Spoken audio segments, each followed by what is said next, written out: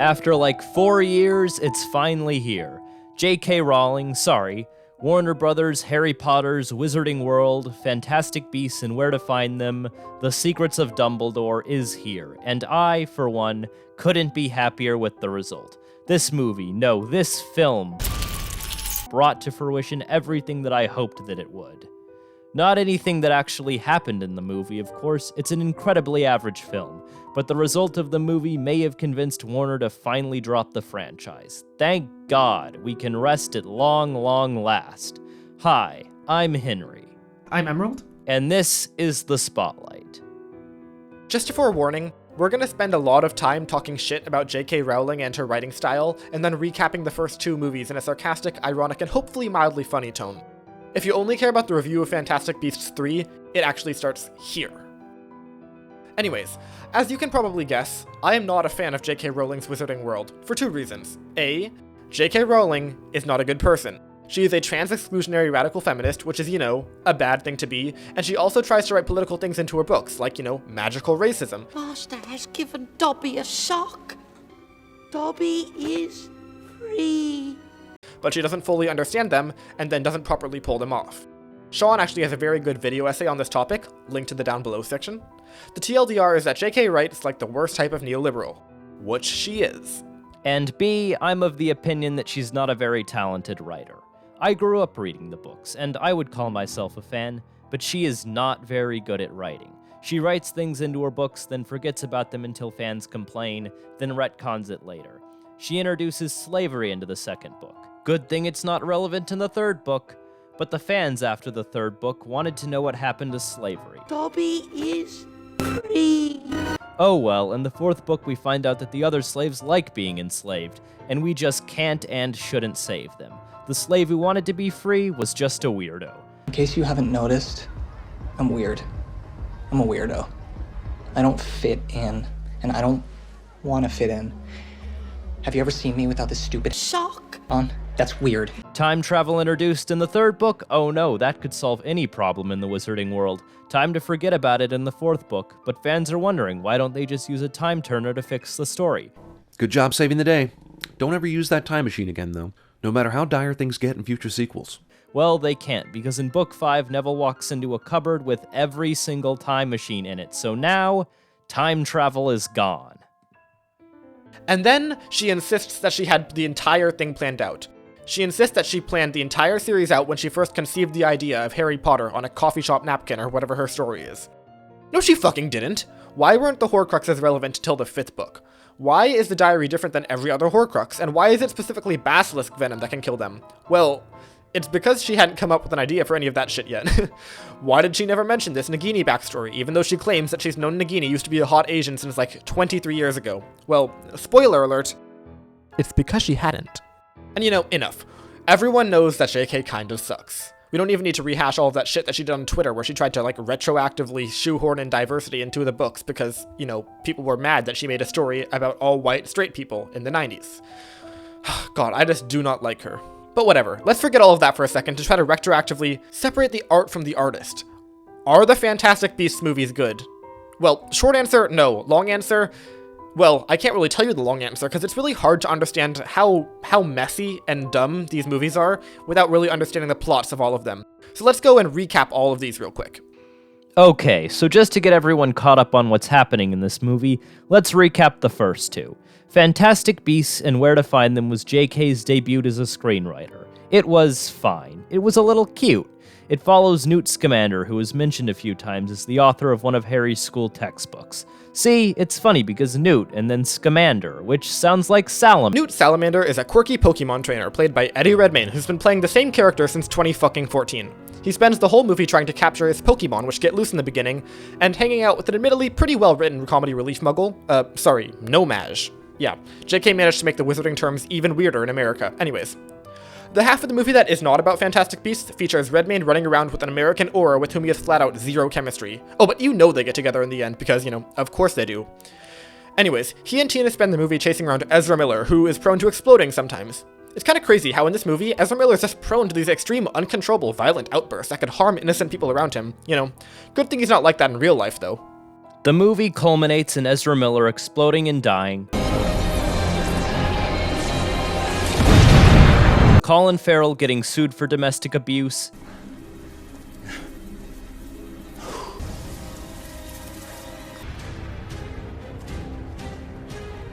Objection, hearsay. and Newt catching his last Pokemon who mind wipes all the muggles. All things considered, a fun but somewhat average movie. The CGI is good, but the movie is absolutely drenched in an ugly gray color palette, without any of the cool high contrast that you would get in a Zack Snyder flick. But by the end, the story is done, Johnny Depp gets sent to wizard jail and dropped from pirates, Jacob has his memory erased, and Newt can go to South America to catch more Pokemon. Sure, Grindelwald is still gonna do shit, but that's for Dumbledore and maybe some new characters to handle. There is no reason for any characters in this film to come back. Definitely not that bad at magic zookeeper or muggle who literally had his mind wiped.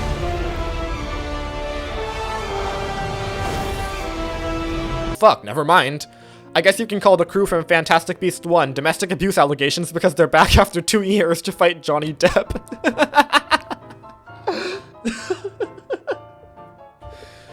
Okay, fine, I'll stop the Johnny Depp jokes. Maybe. Anyways, apparently Newt Scamander, the British region Pokemon trainer with no combat or magic talent, has to fight Grindelwald. Why? Well, because otherwise the wizard politicians are gonna steal his travel visa. Wait, what? Why Newt? He literally cannot do shit in this conflict. He has no power, and he has no stakes in the conflict, but whatever. I guess he's here now. Yeah, see, this movie is much worse than the last one. So, anyways, Grindelwald is back, and he escaped from wizard jail. Off-screen. Throughout this movie, he commits many crimes, like going back to save his loyal follower even though he has no reason to other than valuing the life of his subordinates. He also commits crimes like trying to rescue and help a confused orphan, and his third and most heinous crime is wanting to prevent the Holocaust. So what are the other bland characters doing in this poorly color-graded wizarding world? Well, I'm glad you asked, because the character motivations in this movie are a total joke. Okay. Tina is mad at Newt because of a fake news article that had a typo, and she wants to capture Ezra Miller so he doesn't explode, which he can't. Newt wants to find Dumbledore's magical sex toy so he can fight Grindelwald, and he wants to travel visa-approved.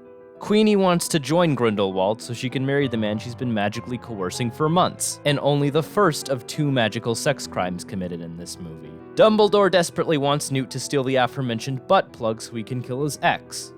Ezra Miller wants to find his parents and for some unexplained reason is not liable to explode anymore. Nagini is following him around and doing literally nothing plot relevant because they're in love or something.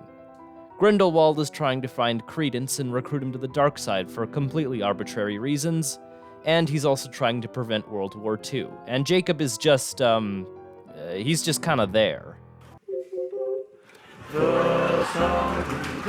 So, by the end of the movie, Queenie, Tina's hot and lawful good sister, completely 180s, and she joins Grindelwald, the known muggle hater, because he said he would let her marry a muggle. Let me remind you, she can read minds. That is her one thing. And she believes the wizard supremacist. Anyways, Eddie Redmayne and his gang of characters whose names I literally already forgot fight an Elden Ring boss, and then the movie ends. I mostly breezed through this movie. I left out a lot of plot beats that happened because, half of the plot of this movie doesn't actually matter to the main story. But I think it's really important that you watch this movie because it's hard to orally illustrate how stupid and messy these character arcs are. There's one scene in a crypt that's so contrived that it isn't even funny. But there's supposed to be 5 of these fuckers, so let's talk about...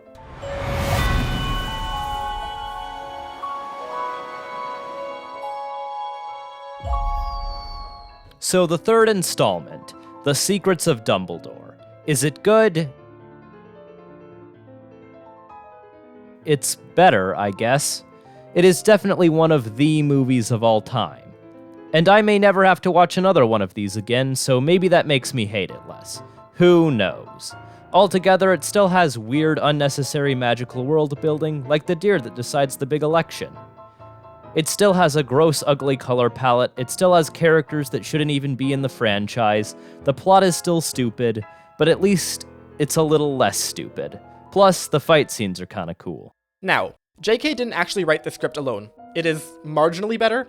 It still kinda sucks, but I'm not gonna talk about the story too much to avoid spoilers, but a full rant will probably come out in next month or something, I don't know. Because this movie makes marginally better sense, but that isn't much, since the bar is already on the fucking floor. But before I rip into the movie, I should probably talk about what I did like, because there's a little bit of good shit. So, Johnny Depp filmed one scene in this movie and then got booted by Disney. Do I know what actually happened between him and Amber Heard? Well, I've seen significant amounts of evidence against them both, but no one really knows. As far as I can tell, they were both maybe shitty people who maybe did shitty things to each other. I don't know. I think that if Depp has to be dropped, then Heard probably should be too. But truth be told, I'm of the mind that Captain Jack Sparrow is one of the best written and best performed characters of all time, so I'm kind of biased to liking Depp.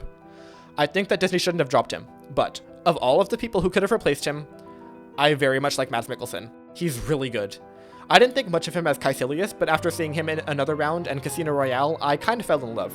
He's a really talented actor, and he's really good at playing really nuanced villains, normally. Also, he's a really hot actor. Anyways. I like him as Grindelwald. As poorly written as the character is, it is difficult to hate him. He's more of an intimidating force than Depp. He also has pretty good lovers to enemies chemistry with Jude Law, although this isn't quite his gayest role. Yes! Yes! Yes! Yes!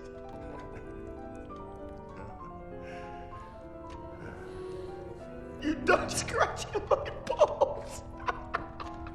Well... But he has way more chemistry, more intimidation, and a better look, to be honest. Johnny Depp was way too weird to A, be with Jude Law, and B, to scare anyone. In terms of other performances, I like Jude Law, and I think he's very good at playing Michael Gambon's Dumbledore, and I really like that portrayal. As for the gay subplot between him and Mads, I mean, I see the chemistry. I mean, technically, if you get an attractive guy to stand next to Mads Mikkelsen, you kind of just know that they want each other, but regardless, it's still pretty cool. Oh, God, what else do I like? I guess Jacob is still funny. That's good, I guess. The effects are sick.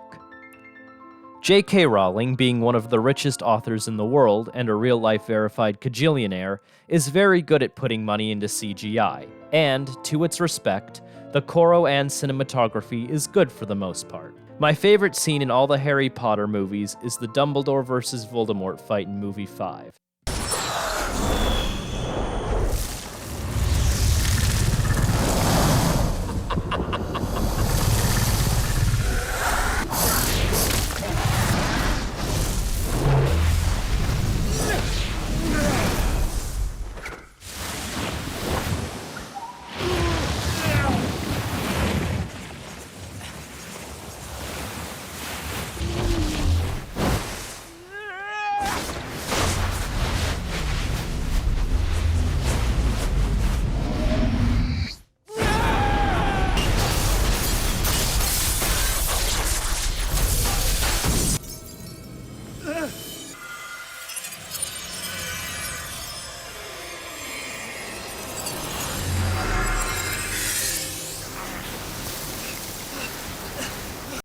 The fight scene is so creative and utilizes wizard magic in a cool way. It is genuinely one of the best fights of all time, and one of my favorite scenes ever. It's actually a bit upsetting how good that fight is, because it makes every other fight in the franchise look like a joke in comparison. Look at these combos.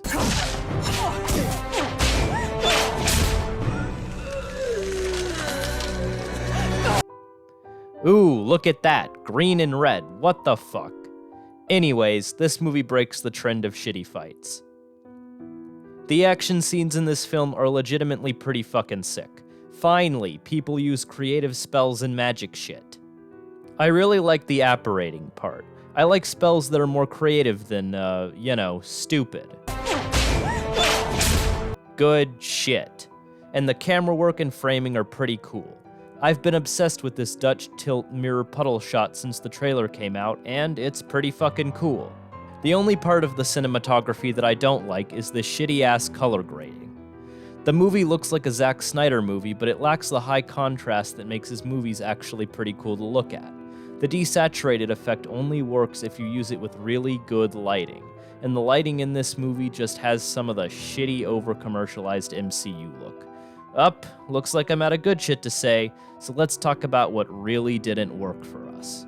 Again, this should not be a Fantastic Beasts movie. None of these people have anything to do with this conflict. There are too many characters and too little stakes. And I don't care about these characters since the screenplay isn't trying to make them likable. Most of these guys are just kind of here, they don't do anything. They've also assassinated the characters of almost everyone since the first movie. Mostly Queenie, but even Newt too, like they're making him into a badass. Bro, he's a zookeeper.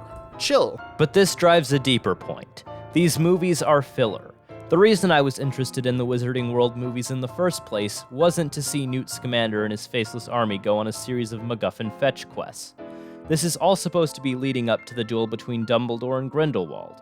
This has been referred to as the best wizarding duel of all time. Dumbledore in his prime versus his greatest enemy. This was supposed to be the most badass fight of all. So what should have happened would be that they made a movie establishing the backstory of Grindelwald and Dumbledore, and then they should fucking fight. 2 movies, 3 tops. All this shit with Jacob and Newt is so uninteresting. This movie is also too long. There is so much filler with all of these dumb political ideas. And of course, JK doesn't understand these complex socio-political issues. She's literally like a millionaire. She's the richest author alive. How could she understand class conflict? This commentary is a total farce. And because it's an uninformed take on these complex subjects, it's fucking boring. The runtime drags, and seeing these characters stumble around the very surface-level interpretation of supremacy and class conflict is miserable. Pretty CGI and cinematography just can't cover it up.